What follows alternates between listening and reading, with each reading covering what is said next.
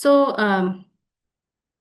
I have titled this discussion as Biotechnological Advances in Medical Mycology. Now, my attempt here is to introduce the significance of fungi, why we should be studying them, and the challenges we face in this process, as well as some promises that medical mycology holds. And as we proceed, I'll also briefly introduce some of the observations we have on a recently emerged fungal pathogen called Candidozyma auris. Now, we all are familiar with the different kingdoms of life. We know prokaryota, where you don't have a proper nucleus, so which includes bacteria, archaea. We also know of eukaryota, where you have a true nucleus, which includes plants, animals, and fungi. Now, if you talk about fungi, they are everywhere. So you see them in soil, in environmental niches like soil, water bodies, farmlands, and you also find them in human bodies. So they can live rent free in your body and without causing any harm to the host. So this way of living is called it's called commensalism. And here I have tried. So we have listed some of the species that you find in human body. The ones which are written in black are the different genera identified, and the ones in red can turn pathogenic if the conditions are fine. So this is to say that fungi are everywhere and they are a part of the human microbiota. Um, Now, in a normal human body, as I mentioned, they can live as commensals and they are kept in check by the human immune system because the immune system makes sure that they don't turn harmful to the host body. But this is a fine balance. There are situations where your immune system can be less effective. For example, if you have an immunodeficiency disorder, like an HIV infection, or you have undergone an organ transplant where your immune system is suppressed, or you have a weak immunity. For example, some classes, some age groups like the elderly and the infants who already have a weak immune system or an underdeveloped immune system, all of them are prone to a fungal disease because once the immune system is compromised, the common cells which were living peacefully in a human body can turn pathogenic. Now, the kind of infections they cause, they have a wide spectrum. They can be mild superficial infections like an irritating itch on your skin, or it can be a life-threatening infection which can enter the blood and then it can go to the organs leading to organ failure. Now, just to introduce you to the fungal infections, fungi have been under explored as pathogens for a long time, but there have been recent developments in clinics that have forced the scientific community to look at the fungal kingdom more closely. So, if you look at the global fungal infection scenario, you can see that there are many predisposition factors that makes you susceptible to a fungal infection. For example, you can have lung disease, which is usually taken advantage of by aspergillus, which can cause infections. You can also have diabetes or renal failure or tuberculosis. You see that there are several pathogens like aspergillus and candida infections that happen during these disease conditions. Now, we also saw that during COVID, which hit us in 2019, how COVID-19 patients were also affected by secondary fungal infections. These were mainly from Candida species, Aspergillus, as well as Mucor, which is also a lung infecting fungi. So this is a case in point where we know that though only a small proportion of that fungal species present cause diseases, but it has been neglected for a long time, and then the scientific community started looking at them closely, and as a result, World Health Organization in 2022, they released a list of critical priority fungal pathogens. Now, here you can see that you have Aspergillus. So, these are the four main fungal pathogens that have been listed under the critical priority fungal pathogens. One is Aspergillus fumigatus. Another one is Candida albicans, which most of you will be familiar with because it has been studied for years now. Then you also have Cryptococcus, which is fungus that can infect your lungs and later brain. It can be a fatal infection. Now I'll be focusing on the fourth organism here, which is Candidozyma auris. Now, why should we be worried about fungal infections? I would say there are four main factors why we should be worried. One, there are new pathogens that are emerging in the past 2 decades. And once they emerge, our existing identification system are unable to identify the new species. And this also kinds of hinders the treatment process. Because in clinics, we already have limited antifungals in use, which are FDA approved. And to the existing limited antifungal compounds, we have a problem of rising antifungal resistance. Now, coming to the organism of my interest, so I'll be using this as an example to talk about a few advances in medical mycology that we have right now. So, as I mentioned, this is the World Health Organization priority list that was published in 2022. And if you see here, there are four major fungal pathogens that are listed as critical priority. And here you see Candida auris, which is now renamed as Candidozyma auris. Now, a bit of history here. Before 2009, we didn't know of Candidozyma auris. It didn't exist in our mycology records. Now, in 2009, in Japan, there was an isolation of a new fungal species from a ear infection. And this species, which was identified, was susceptible to drugs. It didn't grow at high temperature.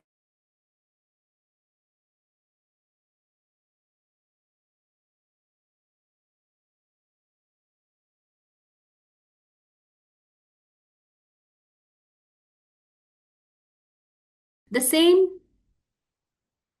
So the same species again started emerging in Iran. Now, this was a new variant of the same species, and later by 2023-24, there was a different variant which was emerging in Singapore.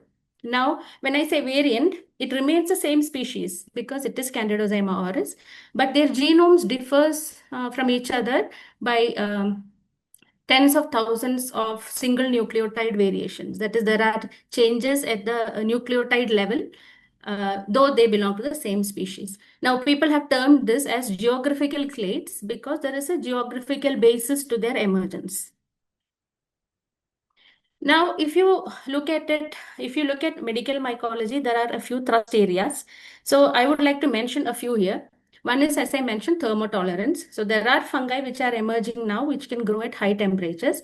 And people have also discussed the possibility that global warming has something to do with this. So for example, if there is a fungus in an environmental niche, and somehow it has mutations which now helps it to grow to higher temperatures. Now it can cross species barriers because 37 degree, which is the human body temperature, is actually a stress for a E species. But if it is thermotolerant, now it can grow in a human system.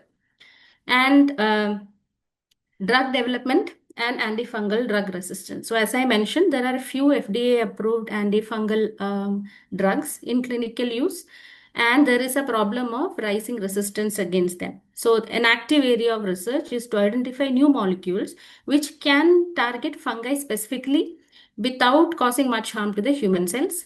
And there's a problem of detection. Let's say you have a new species emerging. How do you detect them successfully in the lab? Because as well as in the clinics, because the decision of what drug or a drug combination to use depends upon the accurate identification and detection of the organism. Now, there are also geographical clades emerging. Now, what is driving that? And we also have an interesting feature in this organism, which we call karyotype plasticity. So to introduce so we know that we have 23 pairs of chromosomes, and this chromosome number is fixed for a species. So the chromosome number and the sizes is like a signature of a species. Now, there might be cases where you can have changes in either the size or the number of the chromosome, which are collectively called as karyotype alterations. Now, these fungal pathogens are majorly asexual. So we know that sexual reproduction is the source of variation, and variation is essential to adapt to changing conditions, including presence of a drug. Now, in the absence of sexual reproduction, one way how they can acquire variations is through keep on changing their genome. So they have a very dynamic genome, and this can reflect in changes in karyotypes. So this is what we call as karyotype plasticity. Now, the reason why I have introduced these terms is I would like to discuss some of our observations, which based on some of these features that are of academic and clinical importance.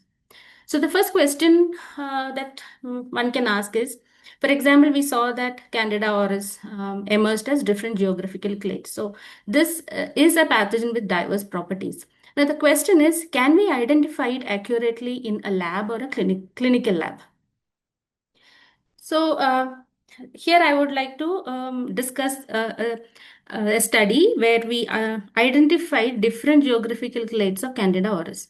Now, why should we be doing this? One, we will be able to track the spread of the pathogen. So, as we mentioned, we have different clades emerging in different geographical zones. Now, how is it spreading across globally? So, if we can identify one specific clade, and if we have a common system for identification across hospitals, we'll be able to track the spread of this pathogen, which will be useful in epidemiology. Now, the second thing is you have clade specific properties. For example, when it was first identified in Japan, it was a drug susceptible strain, and all the Japanese isolates still remain susceptible to drugs. But the other clades which emerged were resistant. So now, if we know the clade status of a strain, we'll be able to predict if any particular class of drugs is going to be effective against it or not. Now, the third point is, let's say you have a pipeline which is set for identifying a particular clade. Now you have a new strain and it does not belong to any of these clades. Now, this should be an alert for us because this means that auris can still emerge as new clades. Now so this is the basic idea of developing the system.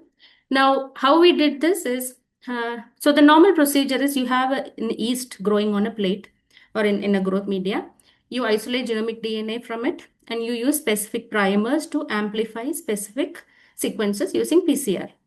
Now what we did here is a colony PCR so that we can bypass the genomic DNA isolation. All you need is a growing culture. Now, from here, we have adopted a comparative genomics approach. So, what we did is we compared the genomes of all the four clades. And we found, so as it's of the same species, most of the genome is going to be similar, but there'll be some sequences which are going to be specific to each clade, which we called as clade specific sequences or CSS. Now, if you see the schematic here, we have the colonies growing. First, we will confirm it is auris because without that clade ID doesn't come into picture. So for this, we use one specific sequence which is specific to auris. So if you see, these are some of related species. You see that the amplicon is present in all the clades, but it's absent in the related species, means you are identifying auris here. Once you have an auris strain, then we'll go for clade specific primers. Now we have to type them into clade 1, 2, 3, or 4. So we have primers specific to each clade and specific amplicons. Now if you see, you have specific amplicons for all the four clades. Now when we did the first part of the study, we didn't have a clade 5 emerging, but later we added clade 5 also to the panel. Now, the second question that we can answer based on our tools and techniques is, so new pathogens keep emerging. So can we have an idea about the fungal evolution? Can it be traced back? Now, we have Candida auris here, which is a part of a pathogen species complex, which has many other species. And then we have other known species like albicans and dublinians. So these are other fungal species. Now, before I get into the technical details of what we did, I would like to remind you of the structure of a chromosome, where you have a centromere, which is like the primary construction. You have telomeres, which caps the chromosome ends, and you have sister chromatids joined together. Now, we also know that chromatin is DNA bound to nucleosomes, and nucleosomes are in turn made of histone proteins. Now, we have a histone variant, we call them SNPA, which is a histone H3 variant. So, in a genome, it occurs exclusively at the centromeres, which means it's not present at any other part of the genome. Now, if we have a technique in which we are tagging this particular histone with a tag, and then you're pulling down the nucleosomes and the DNA sequences it interacts with. So we will be pulling down the centromere sequences. So this is a basic principle of what we do. So this whole technique, what we call as chromatin immunoprecipitation, can be used to identify the centromere sequences. So here we tag the histone H3 variant, and then we do a pull down with the tag specific antibody. So along with the histone proteins, the centromere DNA sequences with which the histone H3 variant interacts, that's also pulled down. So from this experiment, we identified 7 centromeres, and we also know that there are 7 chromosomes in Candida auris. Now, how can we put this into use to study Auris evolution? So what we did is we identified the centromere loci in other related species as well. So I would like to draw your attention to 2 species here. One is Lusitania here, where I have marked it as n is equal to 8, which means it has 8 chromosomes. And Auris, as I mentioned, it has 7 chromosomes.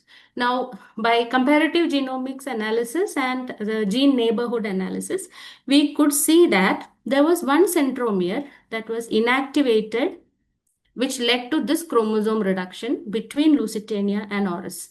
So, to simplify this model, what I have presented here, you have one species complex which have 8 chromosomes, and then you have another species complex which have 7 chromosomes, and this is due to inactivation of a centromere. Now, within this 7 chromosome complex, you have another further change, that is Auris clade 2 is different from the other clades as well as related species.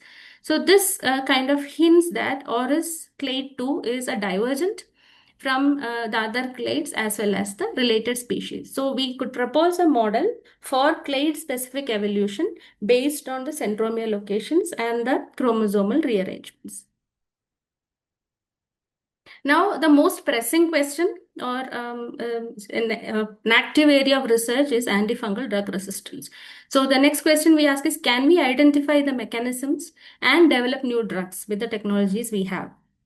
Now, before I get into the details of antifungal drug resistance and the mechanisms, I would like to briefly mention, so the yeast cell is a eukaryotic cell. It has a cell membrane, it has mitochondria.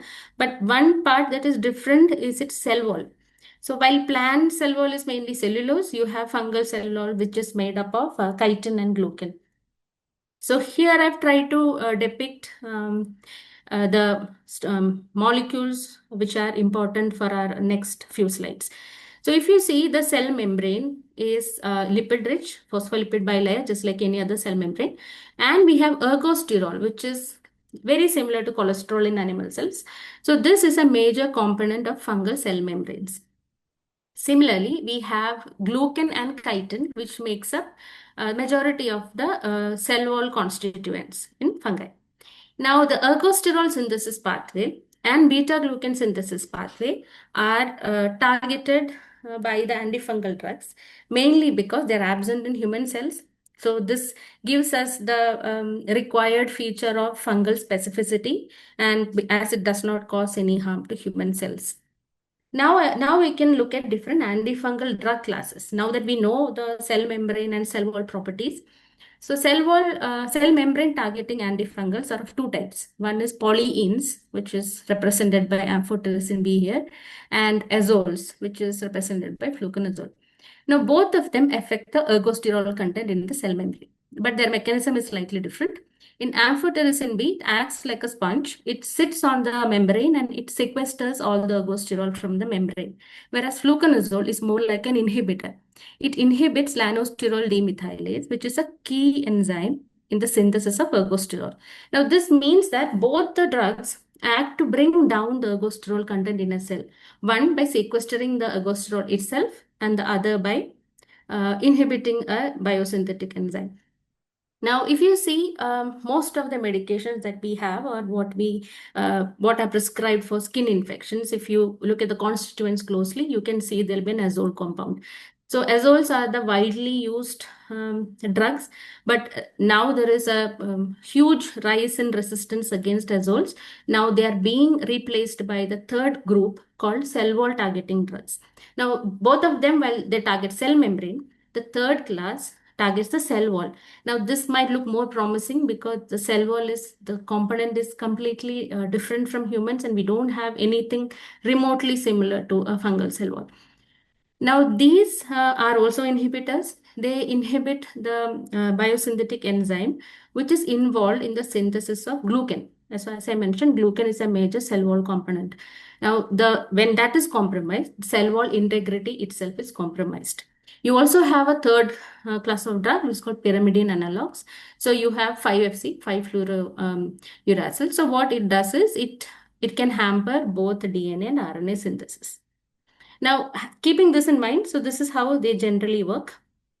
I would like to introduce two different ways by which we can study antifungal drug resistance. So the one way is to do an experimental evolution. If you take a drug susceptible strain and you keep passaging the strain, that is, grow them again and again in a growth media in the presence of a drug.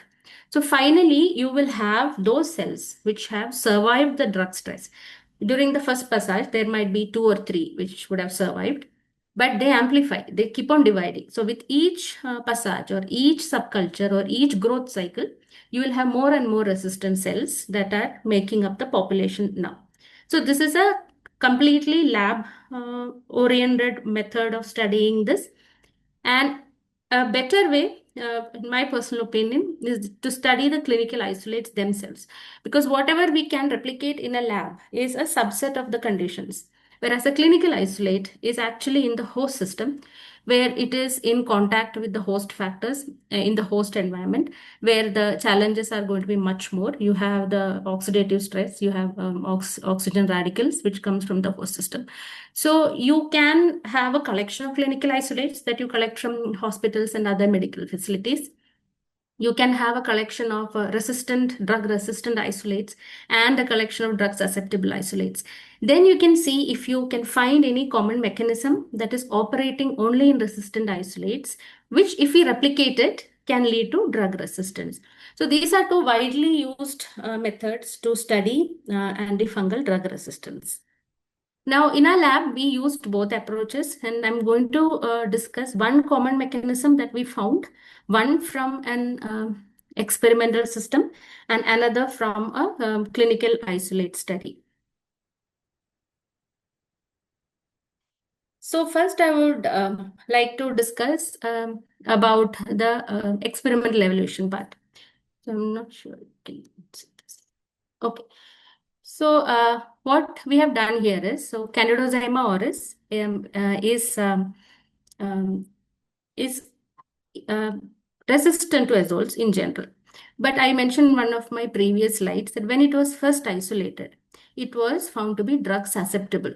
So we have access to these Japanese isolates where they are actually sensitive to drugs like fluconazole. So FLC stands for fluconazole, a cell membrane targeting drug, which is widely used in clinics. Now we take this parental isolate, we have the single colonies of this isolate, and then you keep passaging them. So you have two sets of experimental evolution running here. One without the drug, which means you just keep on passaging. This is more like a control because you would want to be sure whatever you find is actually the effect of a drug. It can be caused just by passaging it over and over. So we have a control running for this. Then the actual sample will be the same strain, which is now grown in a particular concentration of fluconazole. Now this concentration can be decided in many ways. Some experimental groups, they choose the concentration at which half the population dies. And so half the population survives. It's called an MIC 50, or some groups use sub MIC 50 values. So this will be longer processes, or you can give short exposure to really high concentrations of the drug. So there are multiple ways of doing this. What we have done here is this is the MIC concentration, which means half the population survives. Now we do continuous passage of the strain in this particular concentration for multiple passages. Here we have done it for 10 passages. Now once you have the final passage, you again plate them in presence of drug. Now you will have the survivors. So here though it looks just one process. It has multiple other steps as well. Once you have the final colonies which are drug resistant, you then passage them without drug, because changes like this can be transient or they can be permanent genetic changes. So we want to make sure that we are picking the permanent genetic changes. So if you passage them continuously again in the absence of drug, the transient changes are going to disappear. So those are not genetic changes. But if it's a genetic change, it's going to stay. So even after passaging them in the absence of drug, you're going to have the resistant colonies. So that is how we pick the final colonies for analysis. Same thing, if you have a collection of clinical isolates, you don't need to do the passaging because they might already be resistant. We just need to find out what happened to them which made them resistant. So in both cases, what we are essentially doing is we are trying to zero in on the changes in the genome that made them resistant. Now, how are we going to score for this? So one thing will be collect the final colonies and your parent as in the parent isolate here, which is a susceptible strain. Then see how their growth is different in the presence of a drug. So this will tell you that now they are resistant. The next thing will be to do a whole genome sequencing, which means we are looking for those nucleotide level changes which might have caused this resistance. Here you can do a whole genome sequencing, or you know that there are very specific genes which are known to the scientific community and the mutations are also known. So you can also use a candidate gene approach if you want to look at specific genes.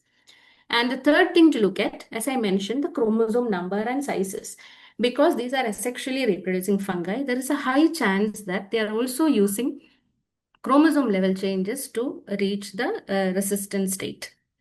So this analysis is same for both the cases, but the way you get the resistant colonies are a bit different. So now we have conducted both of these sets of experiments, and we did it in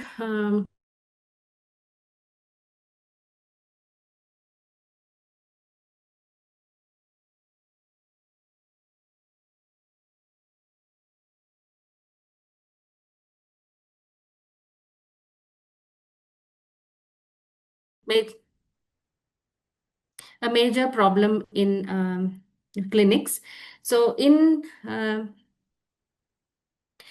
experimental evolution system, so what we have done is what I just described now. So you have a drug susceptible parent isolate. We subcultured them in the presence of azole, which is a cell membrane targeting drug. Now, as I mentioned, we again passage them without the drug to make sure that the changes are permanent. Then, in addition to doing a whole genome sequencing of these strains, we also ran a pulse field gel of these strains. So, pulse field gel is a DNA electrophoresis gel on a very large scale where you can separate the chromosomes itself. Now, if you see the parent strain, there are 7 chromosomes. So based on the program that you run, you can separate the chromosomes that you want. So here you have not, we have not separated all the 7, but you can see that this is the pattern of a wild type strain. Now, if you take the evolved strains, you see that you have an additional chromosome here, which are of 2 different sizes. So on doing a whole genome sequencing, we realized that this extra chromosome occurs when chromosome 5 of Candida auris, a part of it duplicates. Now, if a part of a chromosome duplicates and this duplicated sequence has a centromere sequence, they can come out of the genome and exist as a separate chromosome. Now, when this chromosome is present, it also has some genes which are transcriptional factors of drug resistance related genes. So, as a result, you have these strains now growing better on fluconazole because this duplication with the centromere sequence now existing as a separate chromosome or a supernumerary chromosome or an accessory chromosome confers resistance to azole now. And we also did the reverse experiment. If you keep on passaging this strain with this additional chromosome, they lose it over time because it's only a duplicated sequence. Now, once the chromosome is lost, the strain also loses the resistance. So the experiments in both directions proves that this chromosome is in fact linked to azole resistance. Now, this intrigued us because you have mutation level changes that are known to cause drug resistance. But here we are talking about a chromosome level change, which can cause antifungal drug resistance. But then we found it in an experimentally evolved line. But is this true for clinical isolates? Because what happens in clinical isolates is completely different. So to answer this question, what we did was we collected a set of around 80 isolates from our clinical collaborator who is at PGIME at Chandigarh. All of these are Candida auris, but you can see how the karyotype is different. So we ran pulse field gels for all these isolates. But now, if you look at them closely, you can see that there are four strains here where I have marked with an asterisk here. All of them have a very small chromosome. So by definition, you call something a supernumerary chromosome if it is smaller than the smallest chromosome. So if you go by this, you have a smallest chromosome here is around 750 base pair. Now you have chromosomes in four isolates, which are now smaller than that. Now, again, on whole genome sequencing, we saw that these are also derived from duplications of chromosome 1. Later, before it was chromosome 5, but this is chromosome 1. But again, they have a centromere sequence. So, the general or the common thing between all of these experiments and all of these things is that if you have a duplication and if you have a centromere duplicated, they are now capable of coming out and existing as a separate chromosome. So, we also did a long read sequencing to assemble the whole genome. And from that data, we know that they also have acquired telomeres. So it's having a duplicated centromere and acquired telomeres now. Again, we did the passaging of these strains in the absence of drug. So if you keep on passaging them like for some 50, 60 times, you see that these chromosomes can be lost. And if it is lost, what happens? So now we try to assign a function to these clinical isolate supernumerary chromosomes, and we found that if they are present, here the parent is denoted as P. Now, the parent has an extra chromosome. On passaging, there is a strain which lost this chromosome and one which retained the chromosome.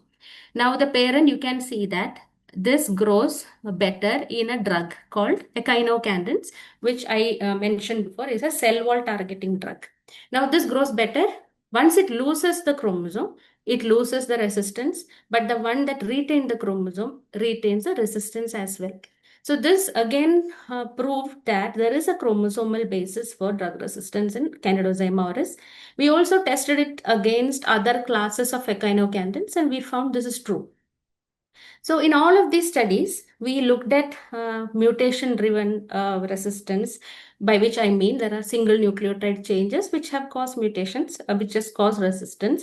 But at the same time, you have an underexplored mechanism where chromosome number changes and the presence of extra chromosomes can give rise to resistance.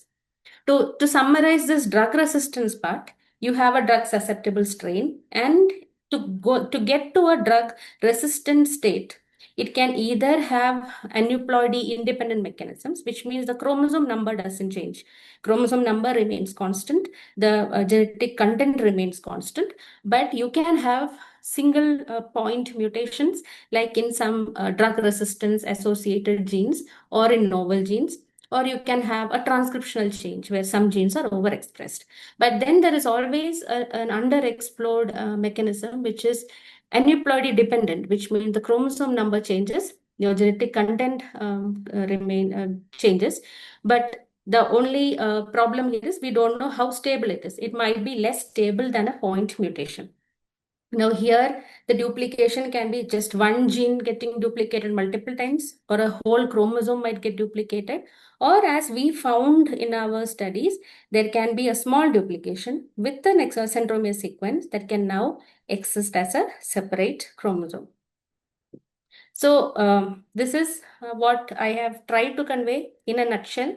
So based on genetics, genomics, and electrophoretic karyotyping, we could have some clarity in what are the mechanisms that can operate in drug resistance, and we found that there can be chromosome level changes. We can also track the evolution and spread of a particular pathogen. We can also identify a fungal species and a clade in this particular case. And so all of these are examples of what we did in Candidosema auris, but there is always a possibility that these can be extended to multiple fungal species. For example, when Candida albicans and Candida glabrata were major pathogens, we didn't know then how to type them into clades, but now we know that they are existing as clades. So now if a new species emerges, we are in a better position to track them and to see how it is spreading across the globe. Now, one aspect which I have not talked about much, but which is an active area of research, is antifungal drug targets. So, as I mentioned, since there are a few compounds which are in clinical use, people are always in the lookout for new drugs and finding genes which are crucial for the functioning of a fungus, but which are absent in a human system. There is no homologue in a human system. They are very attractive antifungal drug targets. So this brings me to the end of my updates on my research. And there are a few people I would like to acknowledge.